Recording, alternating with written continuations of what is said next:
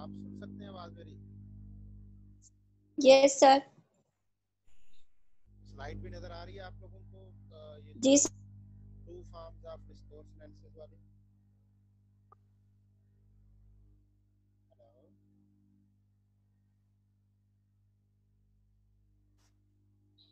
Hello.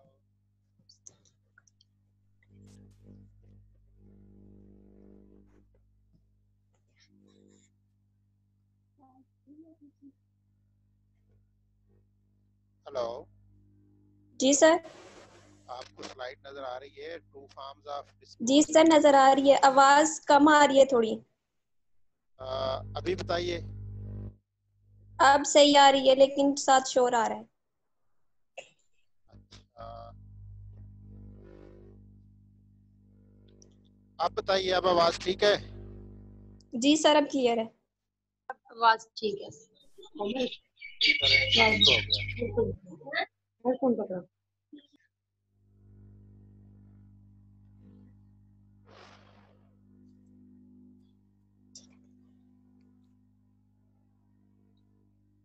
बस 2 minute में भी आप लोग इकट्ठे हो रहे हो। 37 हुए हैं, मेरा ख्याल है कुछ और आ रहे हैं।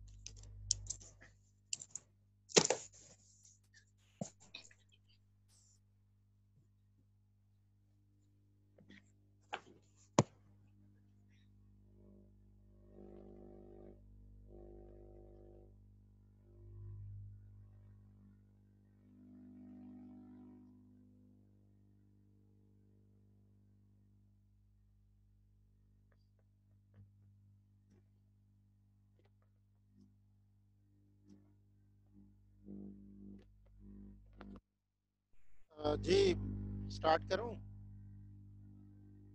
हेलो, स्टार्ट करें हम भाई? हेलो जी सर। आवाज कम आ रही है यार, क्यों कम आ रही है? अभी बताइए मुझे, आवाज ठीक है? यस सर क्लियर है। ओके, अगर आवाज सर क्लियर आवाज है तो। कम आ रही है। अस्सलाम वालेकुम सर। वालेकुम अस्सलाम। सर आवाज कम आ रही है आपके साथ। आप बताइए। जी सर अभी भी कम है आवाज सर। फिर मैं बगैर अस्सलाम वालेकुम सर। वालेकुम अस्सलाम। सर आवाज़ बहुत ही कम आ रही है, बहुत ही मुश्किल से सुनाई दे रही है।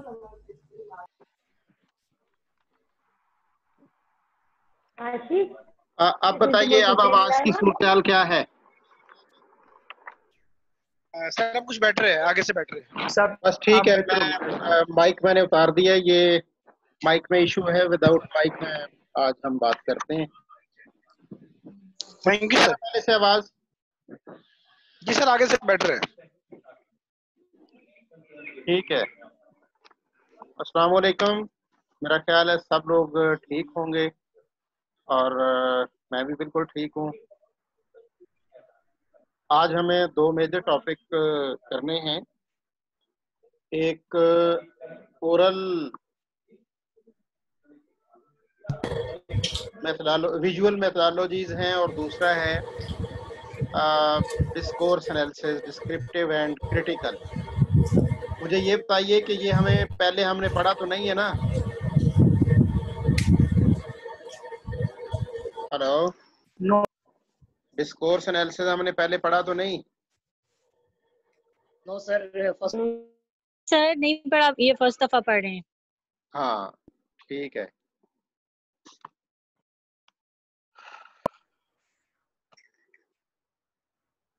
What is discourse analysis? Discourse analysis is the study of language in use. कोई भी लैंग्वेज जो हम यूज करते हैं उसको स्टडी करना डिस्कोर्स एनालिसिस होता है। कि कंटेक्स्ट और कंटेंट को देखना कि कोई कंटेंट जो है किस कॉन्टेक्स्ट में कहा गया है। Basically this is the discourse. There are many different approaches to discourse analysis.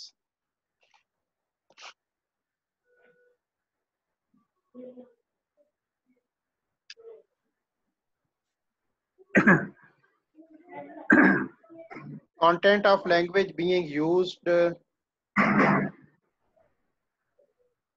Excuse me sir, जी जी। सबको सर म्यूट कर दें प्लीज। अच्छा,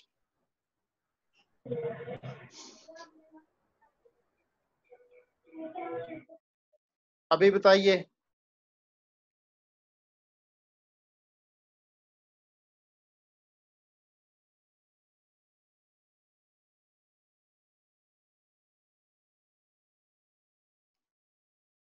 Content of the language being used, the themes or issues being discussed in a conversation or a newspaper article, for example,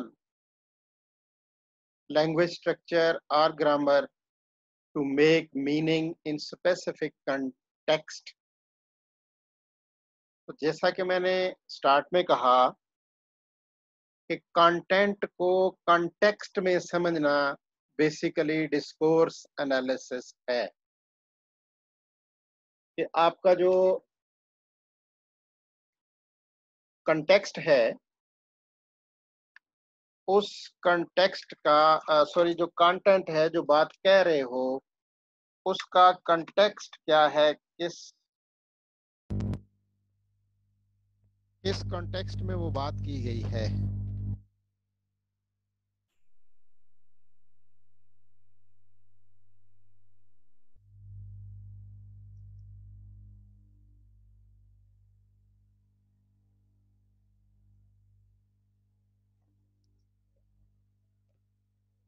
The themes are issues being discussed in a conversation.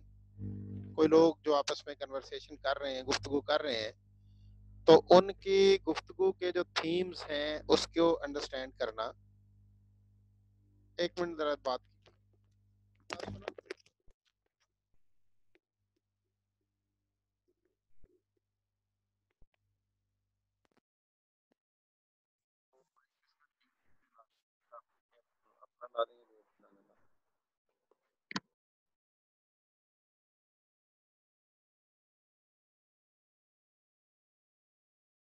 ways of seeing information, ways of doing action, being identity. Actually integration के meaning ये है कि आप किस तरह से integrate करते हो बातों को, इंफॉर्मेशन को, एक्शन को, आइडेंटिटी को, and so on.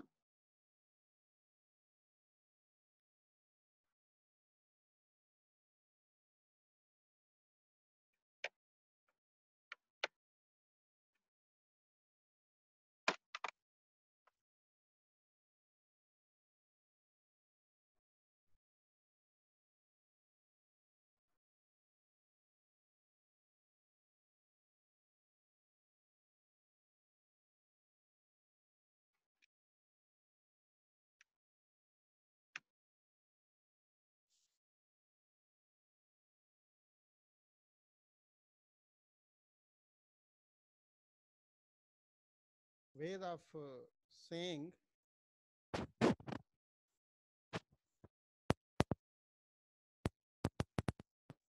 identity. Hello, hello, hello.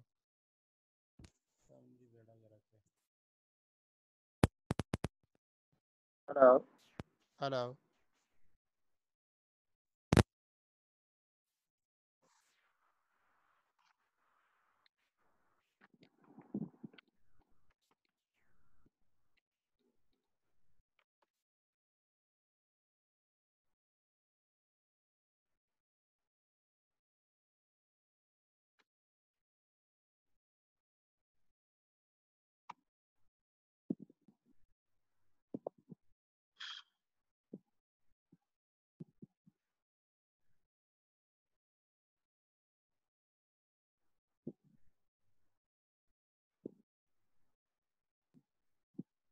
Hello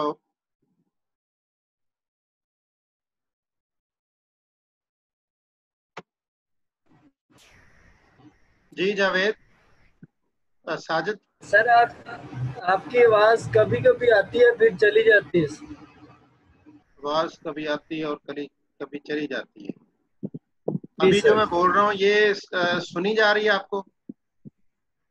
सुनी जा रही है, बीच में से कट जाती है। नहीं, इस वक्त जो अभी हम बात कर रहे हैं मैं और आप, ये रीजनेबल साउंड है, ठीक है? जी जी सर, ये ठीक है। बस ठीक है, वो माइक नहीं काम कर रहा मेरा। Hornworms चले show ठीक। vary a lot in how well they grow.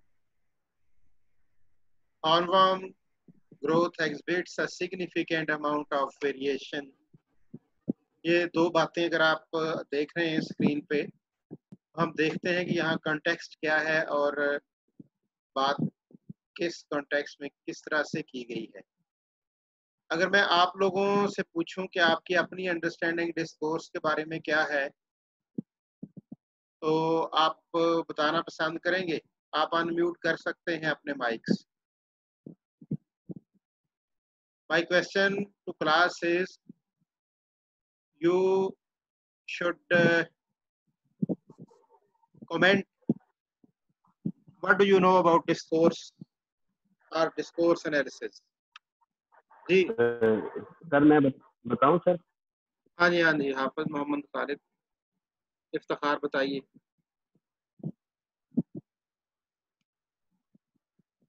जी बोले।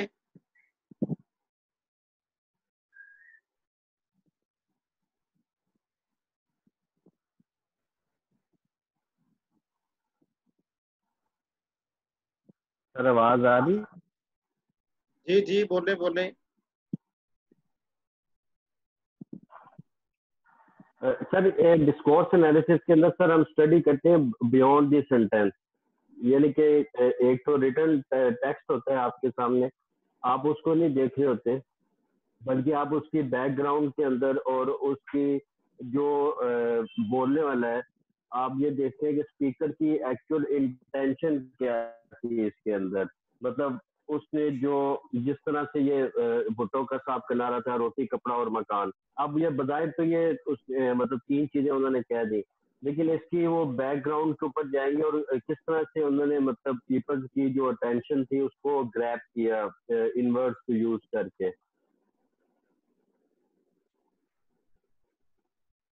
आवाज आ रही सर?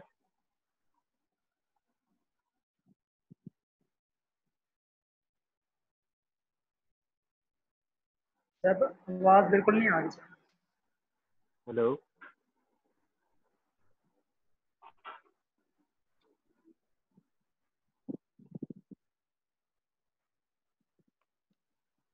जी, और कोई बात करे? हेलो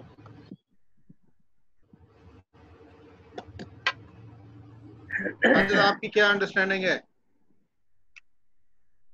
जी सर, एक्चुअली इन डिस्कोर्स में ना हम वही द कंटेक्स्ट ऑफ कन्वर्सेशन लेते हैं और उसके अलावा इंटरप्रेट करते हैं टेक्स्ट को, और क्वालिटेटिव एंड इंटरप्रेटिव मेथड को एनालिसिस करते हैं, और उसके अलावा it's based on both details and material itself and also contextual knowledge sir.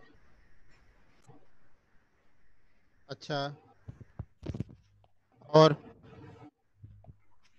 अस्सलाम वालेकुम सर। वालेकुम अस्सलाम जी खालिद।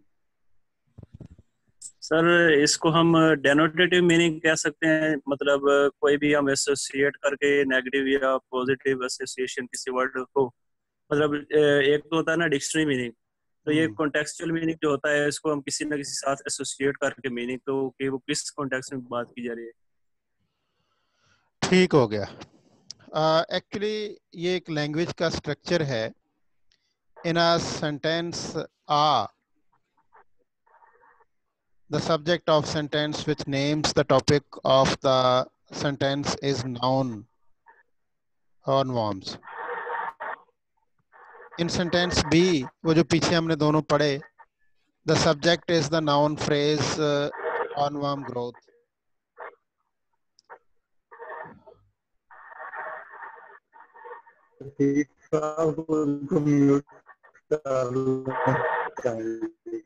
हेलो अहमद, आप क्या कह रहे हो? सर इसकी सर मैं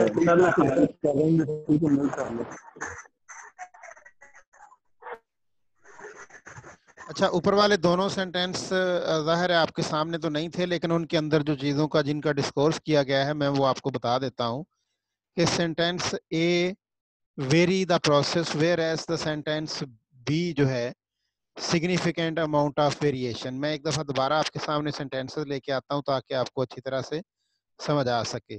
सेंटेंस ए ऊपर टाइटल में लिखा हुआ है hornworms sure vary a lot in how well they grow, और सेंटेंस बी है hornworm growth exhibits a significant amount of variation। अब हम इसका स्टैटिस्टिकल एनालिसिस करते हैं इसके कॉन्टेक्स्ट में कि बात क्या की गई है स्पेसिफिकली। अगर हम लैंग्वेज के स्ट्रक्चर में, लैंग्वेज के कॉन्टेक्स्ट में देखें तो सेंटेंस ए के अंदर the subject of sentence which names the topic of the sentence is the noun hornworm, whereas in sentence B, the subject is the noun phrase hornworm growth. So hornworm growth is a noun phrase that express a whole sentence worth of information, like hornworms grow करते हैं, and is a much more complex structure than the simple noun hornworms. इसके लिए मुझे दोबारा आपको ये दिखाना पड़ेगा सेंटेंस को, ताकि देखने के बाद अगर आप गौर करें तो ज़रा इसको समझने की कोशिश करें। मैं रुकता हूँ इस पे 1 मिनट। सेंटेंस बी को आप देखें, बल्कि आप अपने पास उस पर नोट कर लें, कॉपी पे सब लोग लिख लें इसको। सेंटेंस बी, मैं 30 सेकंड के लिए इस पे ठहरा हूँ, लिखें जल्दी से।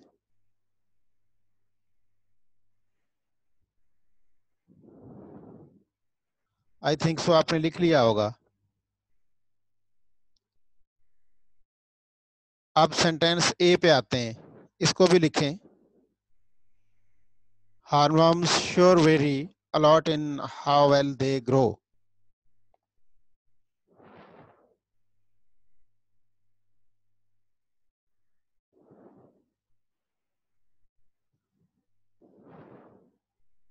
लिख लिए? अब इसी सेंटेंस के बारे में देखें। सेंटेंस ए में जो वो कह रहा है कि a style of language है basically vernacular. We want to talk as an everyday person, not as specialist of any kind. This is the identity being it express. ये description of this sentence है। A way to express an opinion based on one's own observation of hornworms. In this case, this is an action doing. The sentence can be used to do other actions as well, as such as show surprise or entice someone to grow hornworms. The sentence is about hornworms which are cute green caterpillars with little yellow horns. This is a part of what the sentence says. यानी इसके अंदर हमें information आ रही है, being का आ रहा है, vernacular की बात हो रही है, डूइंग की बात हो रही है, एक्शंस शो हो रहे हैं। Whereas about sentence B आप अब देखें, आपने लिखा तो हुआ है a specialist style of language है, one we associate with the biology and biologists, expresses one's identity being such a specialist. It's not just expressing an opinion based on one's observations, but a claim based on statistical tests of significance that are owned and operated by the discipline of biology. The sentence is not about hornworms but hornworm growth. इसके अंदर information, action और being जो है वो very कर रहा है, different है as compared to the sentence B A. अब इन दोनों का कंपैरिजन हम देख लेते हैं कि सेंटेंस ए के अंदर जो लफ्ज वेरी आ रहा था, इसका मतलब है कि वेरी करते हैं, चेंज होते हैं, it means it's a process. Whereas in sentence B, significant amount of variation is discussed. तो सेंटेंस ए में जो इसका वेरिइंग प्रोसेस बताया हुआ है, कोई स्पेशलिस्ट टेक्निक नहीं यूज की जिस तरह बायोलॉजिस्ट करते हैं, उससे ग्रोथ के बारे में बताया हुआ है, जनरल इंफॉर्मेशन है, वर्नैकुलर लैंग्वेज है और डेली बेसिस लैंग्वेज है। आपको पता ना वर्नैकुलर और एंग्लो वर्नैकुलर लैंग्वेजेस जो स्टाइल्स हैं। इसी तरह सेंटेंस बी की अगर आप देख लें कि सिग्निफिकेंट अमाउंट ऑफ वेरिएशन है, स्टैटिस्टिकली काउंटेड एब्स्ट्रैक्ट नाउन है, और हार्मम ग्रोथ की जो स्पेसिफिक इंफॉर्मेशन दी हुई है, as the specialists like biologists do, so the sentence B is some academic language. तो कहने का ये मतलब है कि दोनों सेंटेंसेस के अंदर with some variation of grammar and place of the noun change होने से कंटेंट का कंटेक्स्ट ही चेंज हो गया है। जिस तरह भी आप में से कोई दो दोस्त बता रहे थे कि जो कहा हुआ है कंटेंट है, जो बात है, वो किस कंटेक्स्ट को शो कर रही है, उससे हम एक्सक्रीट क्या कर रहे हैं।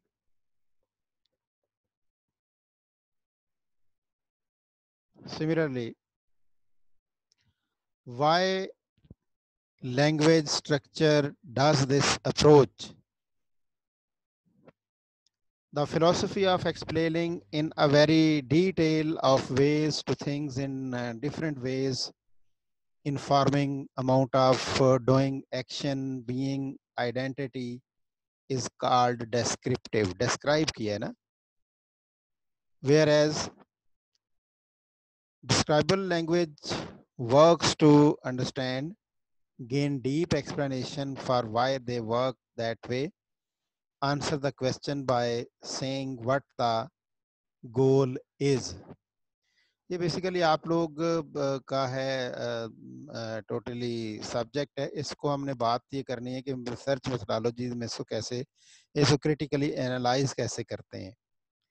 तो जब क्रिटिकल एनालिसिस की हम बात करेंगे तो आप देख सकते हैं कि another approach to the discourse analysis, ये वाली अप्रोच जो थी ये है descriptive approach of the discourse analysis. किस उन चीज़ों से हम क्या बातें निकालते हैं, सेंटेंस से मीनिंग हम क्या लेते हैं, उसका डिस्कोर्स कैसे करते हैं। लेकिन ये जो critical approach to the discourse है वो ये है कि analysis will answer the question differently. कैसे? Not only to explain the language works in deep description, but also to speak to intervene in social or political issues, problems, controversies in the world, apply the work in some fashion. तो different context में critically उसको analyse करते हुए उसके meaning उस question के different देती है। तो की पॉइंट्स जो हैं वो दोनों में डिस्क्रिप्टिव और क्रिटिकल एनालिसिस के अंदर जो हैं वो क्या है। People who take descriptive will think that critical approach is unscientific because it is controlled by his or her interest or passion for intervening in some problem in the world, whereas people who take critical will think that they are as an evasion of social and political responsibility. So this is the comparison between critical and descriptive discourse analysis. यहाँ मैं आपको ये बात बताता चलूँ, ये दोनों points जो हैं कितना खूबसूरत comparison both methodologies of discourse में कर रही हैं। तो बड़ा ज़बरदस्त किस्म का यहाँ से MCQ बन सकता है, यहाँ से बन सकता है, इधर से बन सकता है। ये आपके कंपैरिजन टोटली MCQs हैं। इसमें क्या किया जा सकता है कि वो सेंटेंस ए ऊपर पूरा लिखा जाए, उसके ये हिस्से 4-5 जो हैं वो बता दिए जाएं, और एक कोई इररेलेवेंट हो और वो छोड़ दिया जाए कि आप बताएं वो कौन सा होगा। तो अब हम जो पढ़ रहे हैं थॉरोली लेक्चर्स को, इनको आप इस कॉन्टेक्स्ट में भी देखें कि फाइनल एग्जाम आपके आ रहे हैं, वो मेजर पोर्शन जो है जो हम मिड के बाद पढ़ रहे हैं इसमें से है, और वो भी इंक्लूडेड होगा जो हमने मिड में एग्जेम्प्ट किए थे कि अच्छा मिड सिर्फ इतने में से ले लेते हैं बाकी रहने दें, तो वो अब तो इंक्लूड होंगे फाइनल में सारे। तो इत्तेफाक से हम बात भी डिस्कोर्स ही कर रहे हैं, कंटेंट और कॉन्टेक्स्ट ही कर रहे हैं। तो ड्यूरिंग लेक्चर मेरे अल्फाज के कॉन्टेक्स्ट को भी समझने की कोशिश करें, आपको खुद से क्लू मिलते जाएंगे कि किस पॉइंट पर मैं किस तरह जोर दे रहा हूँ और किस तरह उसको एक्सप्लेन किया जा सकता है और उसको असेस कैसे किया जा सकता है। आई रिपीट माई वर्ड कि हम ये सेंटेंस ए लेते हैं, how I am sure vary a lot in how well they grow. अब यहाँ सेंटेंस ए यहाँ ऊपर लिखा हो जहाँ ये लफ्ज़ है, नीचे उसका process, specialist grow, general, language और उसका स्टाइल। तो इस कॉन्टेक्स्ट में इस पे बात पूछी जा सकती है या यहाँ पे कंपैरिजन पूछा जा सकता है। Language beyond journal points. Come to the next point now.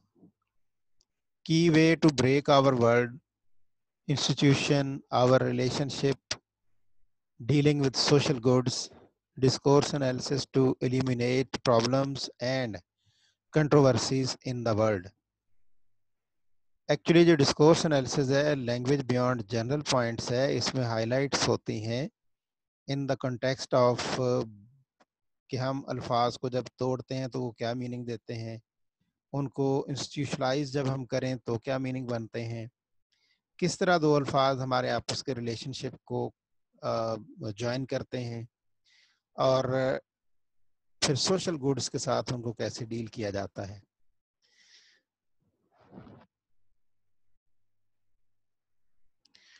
Actually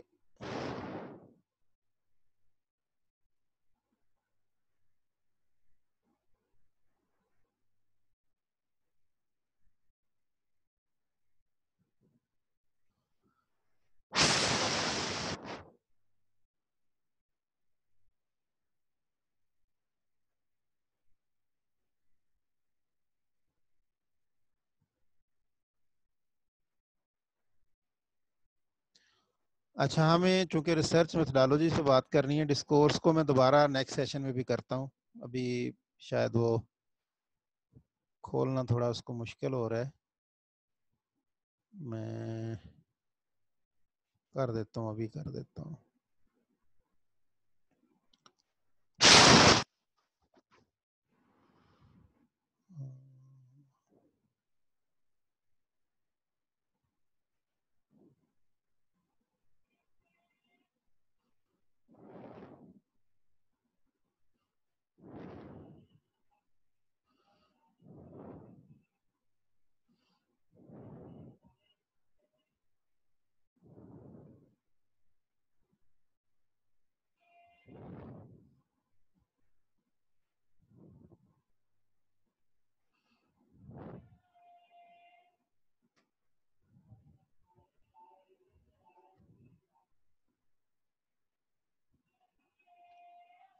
ji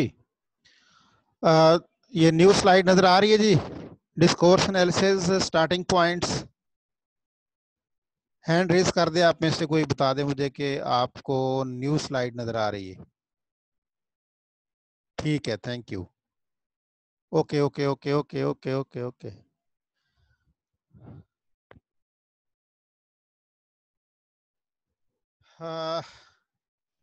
discourse analysis actually एक रिसर्च अप्रोच है, लैंग्वेज मटेरियल पे ये काम करते हैं इसमें हम, और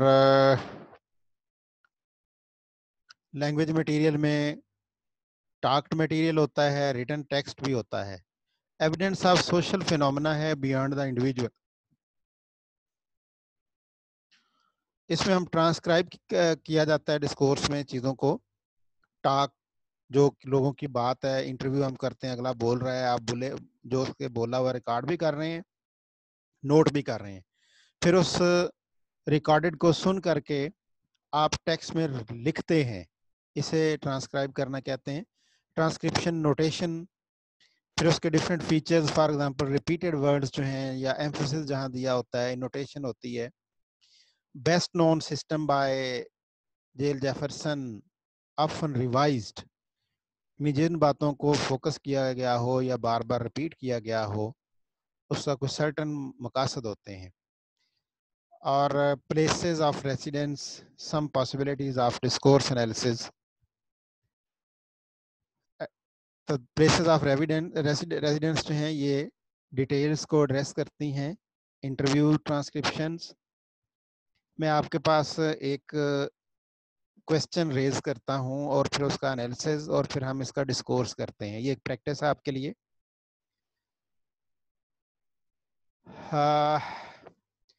इंटरव्यू करने वाला, INT stands for interviewee, interviewer, right. So what do you value most then about where you live now. ये उसने क्वेश्चन पोज किया है कि आप बताएं कि आप कहाँ रहते हैं, वैल्यू करते हैं उसको। P जो है वो पार्टिसिपेंट है जिसने अब उस सवाल का जवाब देना है। तो गौर से पढ़ें। Living here now, some safe, I mean safety is actually is important. Although we are living in London, we are quite here in particular, we are very close to the river. We have got lots of parks. अब देखें जिस तरह से वो बोल रहा है, जो जेस्चर, जो रुक रहा है, जिस तरह की आवाज निकालेगा, ये सारी लिखी हुई, ट्रांसक्राइब की हुई है, उसने सुना, उससे सुनने के बाद उसने उसको लिख लिया है। इसके फिर हमने अभी थीम निकालने हैं। It is built up but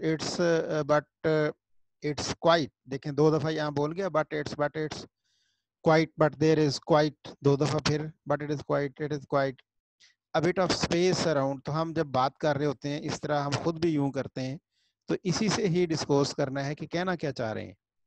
I think from that point of view of living in, आगे जो भी नाम है लाहौर डाल लें, area, we are very fortunate to have lots of royal parks and we are very close to the river as well. It's close to central London, so that should we want to use museum and the theater etc, we can do that.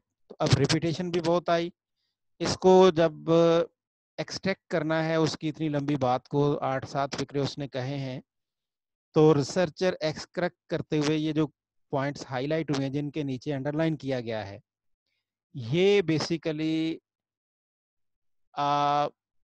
जो research participants है, जो उसने जवाब दिया है, जिस तरह से बोला है, 10 सेंटेंसेस उसने बोले हैं, 8, इन सेंटेंसेस में से कीवर्ड्स उसने निकाल लिए हैं, एक्सट्रैक्ट कर लिया है। क्या किया है? मीन है safe, safety, very close to river, lots of park, space, royal parks, close to central London, museum, theatre. तो जो सवाल था कि right, so what do you value most then about where you live now, तो उसका जवाब ये underline points को मिला के एक सेंटेंस में होगा, ना कि ये 8 सेंटेंस जो उसने जिस तरह भी आपने जेस्चर्स के साथ बताए थे, ये जवाब नहीं होगा। ये कौन निकालेगा? ये रिसर्चर का काम है। इसे कहते हैं discourse analysis of the content. Question एक पोज किया रिसर्चर ने, उसका जवाब आया, जवाब को ट्रांसक्राइब किया, ट्रांसक्राइब करके उसमें से उसने एक्सट्रैक्ट किया, एक्सट्रैक्ट करने के बाद जो मीनिंगफुल चीज बनी, that is the discourse of his answer. इसी तरह हम एक और पढ़ लेते हैं एग्जाम्पल। वो ये है कि फाइंडिंग्स फ्रॉम द एनालिसिस, जो पिछली बात थी उसमें से, patterns in the data, discourse, interpretive, repertoires, discursive resources references to the possibilities what you can do. तो एनालिसिस करके जो डिस्कोर्स एनालिसिस किया था उसके जरिए हम पैटर्न क्रैक करते हैं डाटा के, और वो रेफरेंसेस और पॉसिबिलिटीज होती हैं. फॉर एग्जांपल एक्सट्रैक्ट 2 की तरफ हम जाते हैं. तो सवाल फिर है कि so what do you value most about where do you have living now, can you say that. पिछला सवाल और था, अब सवाल और है. इस सवाल के जवाब में फिर उसने उसी तरह स्टार्ट किया. It's a very of things that are available in the environment. It's just everything is so easy to get from there, and very kind of resources that I might need to have a very easily obtainable there, either from going to the shops or getting places to bring stuff to us or finding information as well. तो आगे वो places के नाम ले रहा है, fashion theatre की बात कर रहा है. Just kind of have a look around like feels you are touch with me and going blah blah, पता नहीं जो भी उसने हाई स्ट्रीट की बात कर दी है. बहुत सारी बातें उसने इस अगेन ये कोई मोर देन 10 सेंटेंसेस में उसने अपने उस सवाल का जवाब दिया है. अब आप रिसर्चर हैं, आपने एज इट तो नहीं लिखना कि वो ये क्या सारी बोल गए. अब इसका डिस्कोर्स करने के लिए आपने अगेन देखें अंडरलाइन हुए हैं points. Available, everything is so easy to get from there. Resources easily obtainable. Whole huge market area with kind of fashion and art and theater. There is so much you can have a look around. Feels as you are in touch with the what's going on. Individuality. तो ये extracts हैं उसके जवाब के, जो through discourse analysis इस content को analyse critically करते हुए, क्रिटिकली एनालाइज करके इस कंटेंट को जो उसने बोला था एक्सट्रैक्ट किया है रिसर्चर ने, तो ये उसने लिखा है. As a researcher through discourse analysis methodology of research you have to do like this.